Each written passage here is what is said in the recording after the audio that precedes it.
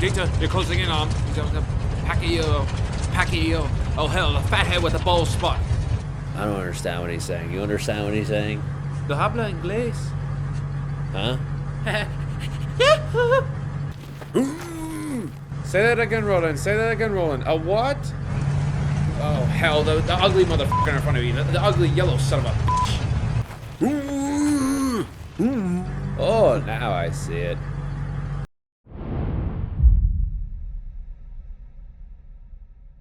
Alright, Carter, take me out. Okay, I already did an unboxing because I did this review actually last night. I got like an eighth of it done and the dishwasher decided to go on. And I was like, you know what? I'll just do it in the morning. But the box looks pretty cool. The front is awesome as usual. Open packaging. And it's even crazier because the packaging is even more hidden than ever before. We have the strings coming behind the back leg and back arm here. And it looks so flush and clean at the front. It looks very beautiful. Back. It looks completely different. Let's get close. Look how different the animal looks compared to the final product. We're going to do a comparison here in a second. You can see that it's pretty different from the final product to the original. The pebbles are more noticeable on the prototype. The prototype also, is paint job obviously is more airbrushed. The eyeball is bigger and it looks maybe a little bit better, more Jurassic Park-like in the prototype box art there. And the paint job looks more natural there than it does here. This looks like a McDonald's toy. Compared to the paint job here, it looks more natural. This looks like a better dinosaur. But of course, you know, false advertising on Hasbro's part, per usual. This figure is quite interesting. She almost is like every other Hasbro figure and doesn't want to balance correctly. She balances right for now. You can see how we have potential balance problems because her legs are so far back. Her center of gravity is more so like down here, so she's going to be tipping over, I'd say, a lot. And also Hasbro is a bunch of idiots, I guess, because if you have your center of gravity like right there, why would you have this leg on the same side of the center of gravity backward? Have this leg forward and this leg backward so it balances out everything. I'm not an engineer. Even I can figure that out. So that's really stupid. I was doing this last night. What is love? Baby, don't hurt me. Don't hurt me no more.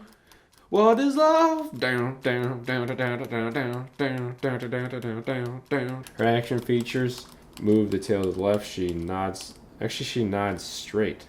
That's kind of weird. Her natural position is just like pondering velociraptor, just like, I wonder what I should eat for lunch today. Should I have crackers and cheese or should I have oatmeal? That's kind of stupid.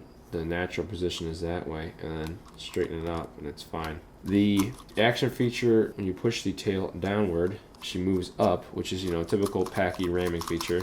Works really well. I don't like it though, because you can see like this Adam's apple she has, number 1. So that's kind of weird. She has an Adam's apple. Number 2, when you have her out like this, she looks like a giraffe, in my opinion. Maybe it's the paint job. We'll get to the paint job in a second, but Pachycephalosaurus. The legs don't articulate that much. You can see right here in the bottom, there's like this cutout, square cutout, so it doesn't move more forward or backward. No, backward it moves quite a bit, but the square cutout stops it from moving forward. And this right leg has the same square cutout. You stop it from moving forward even more. Oh God, so bad. The feet have a little bit of chomping bricks cutouts, but it's around the outline of the whole thing. I don't know, man. These figures, ugh. Got a nice line here that separates the basher biter feature, and one here at the base of the neck meets the shoulders and the head. To be honest with you, that's not too bad, especially compared to some of them like the basher biter T-Rex, which is absolute garbage. The feel of the animal is, it's okay. You got bumps, and when you feel it, it's different than any of the other basher biters. You even have the bumps on the top. Near the tail here, these are actually pretty aggressive on the right side of the animal. They're almost spikes. Maybe a little bit too sharp, in my opinion. But overall, it's an okay feel. The legs have decent detailing. The tail has decent detailing. I just noticed that this tail looks like it's pulled straight off the line. It's got like this little scuff here. The arms move up like that, so she's like, praying. And they move down that far, so we're just gonna have them down the whole time. The dino damage is really small. I like it. It still looks kind of weird though. Looks like someone just threw ketchup on it or something. It does look like realistic as far as depth. Probably has the most depth out of all the dino damage, in my opinion. Maybe it was just the contrast to the yellow and the red. Okay, let's talk paint. No paint on the toes. No paint on the hands for the claws. I'm gonna show you real quick. This is the same Wave 2 Basher Biter.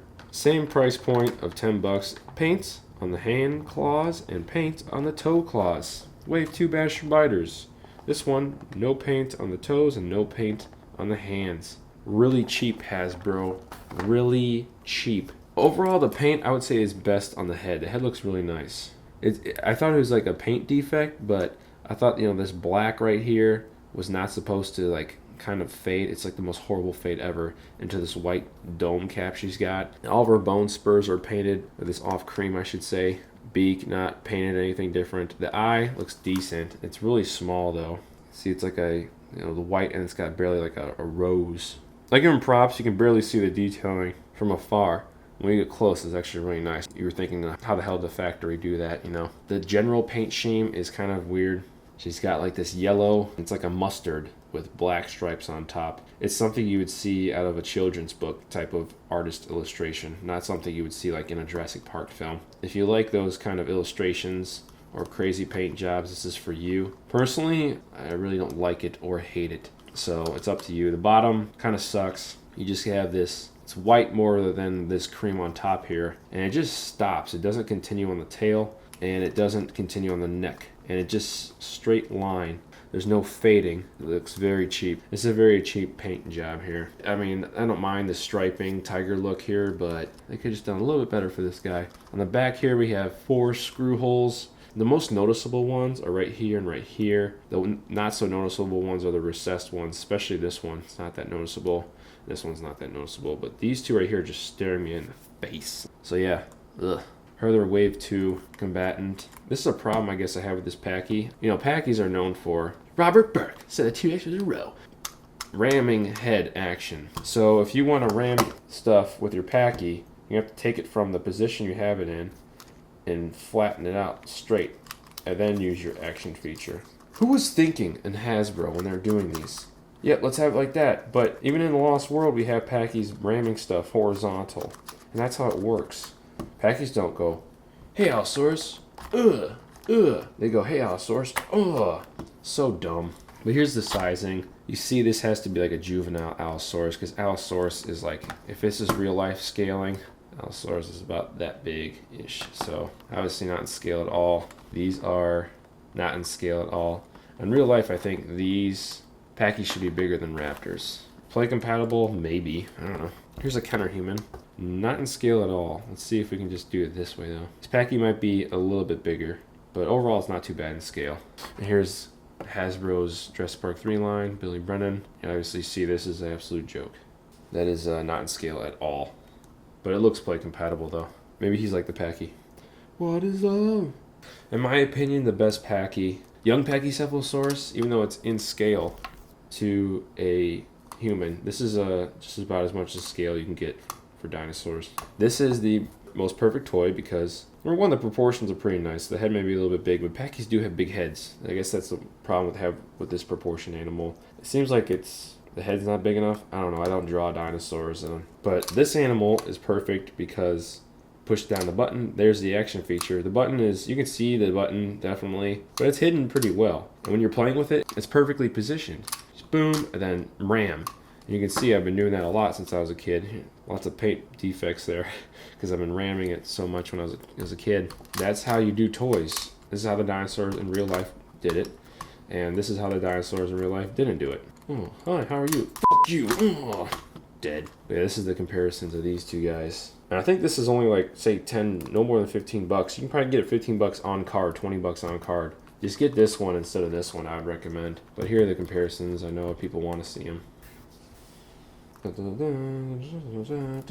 pick this guy instead of this guy. This thing is just monstrous. Hey, how are you? Hi. What's your name? My name's Hasbro. What's your name? My name's Kenner. Oh, hey, we bought you out and fired all your people. I know. Die. This thing is really big. It's nowhere in scale at all. This is like a Pachycephalosaurus on steroids. But it's a pretty cool toy because it's awesome feel. And this feature. We toys see everything. Yeah, nowhere in scale to one another. But I had to bring them out and show you. Monsters. Look at the head sculpt on that thing, man. Ooh, so pretty. Big. She's a little bit old, so she won't stand that well. I don't think she stood well to begin with. Not that... Well, they're kind of play compatible. I think they'd be okay. Bruce Lee. Boom. So, not that play compatible, but don't think kids will care. Lost World Stegosaurus. Not that play compatible. This Lost World Stegosaurus is just amazing.